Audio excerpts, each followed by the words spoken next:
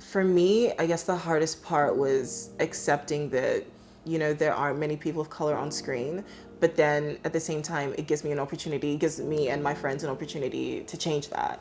I want to make work that is truthful to me, to my experiences, and to the community that I come from.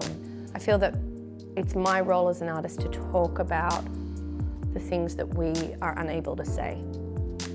That's my role. Being the child of immigrants, there's an expectation that your parents don't really care about your dreams, they care about you, which is fair enough. I mean, my parents didn't go through all that hardship, so I could pretend to be other people on stage. My dad already didn't want me to do acting, and on top of that, he knew that there aren't many people, many Black people on screen, so it discouraged him, so he kind of tried to discourage me from doing it. I was brought up with a reality that's very different to the world of an artist. It's not that you can't, you just want to go to France. لأحسن لها هيك. So that she can run away. Run away from our mortgage. Run away from our bills. To be an actor, I thought I had to break a lot of beliefs that I had, and even my body. I thought I had to be this sort of person. This person that goes out, this person that does all these things. And in that process, because I wasn't supported and I wasn't able to speak to anyone, I went through a lot of pain. It is so hard. You don't have a reference point. You're not allowed to speak about a lot of things that you experience in your community. Your family don't understand. And on the other flip side of it, you're dealing with ignorance a lot of times. So it has been a very difficult and lonely experience. That's why when I teach younger people, I know how hard it is. Like, the most frustrating challenge, I guess, is the work can be really superficial, tokenistic, and not really meaningful.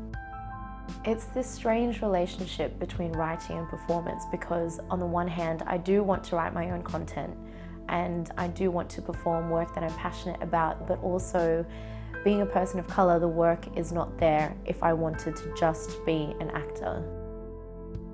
I'm working on a play, and it's focusing on this really young, stupid teenager and how she just fumbles through life. Sometimes I squint into the mirror until I get dizzy.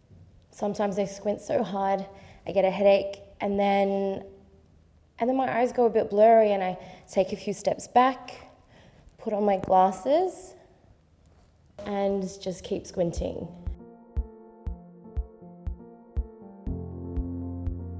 Right now I'm part of a writing group. We meet up at ICE, so it's the African Women's Writers Group, and at the moment we're kind of looking at what kind of stories we want to tell. Like, as soon as you see us, you think that our stories are alike, that, oh, they both might be refugees, they're definitely migrants, so this is kind of how their life would have played out, but it's so much more than that. Like, my love story is different from someone else's love story, and we want to, I guess, give people of color an individual voice. Excuse me, Allah? I need to speak to you about something.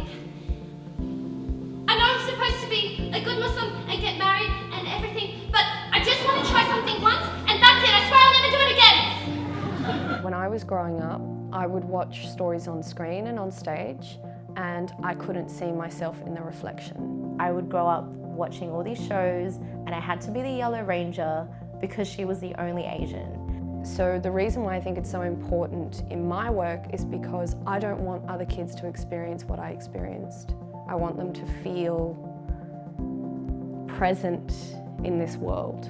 When I started, I didn't know any people of color who actually did create anything. So I didn't grow up with that, and I feel like if I can start that, and if my other artistic friends of color can kind of start that, and we're gonna at least make like the slightest bit of change to encourage the next generation to step up if we don't start something first.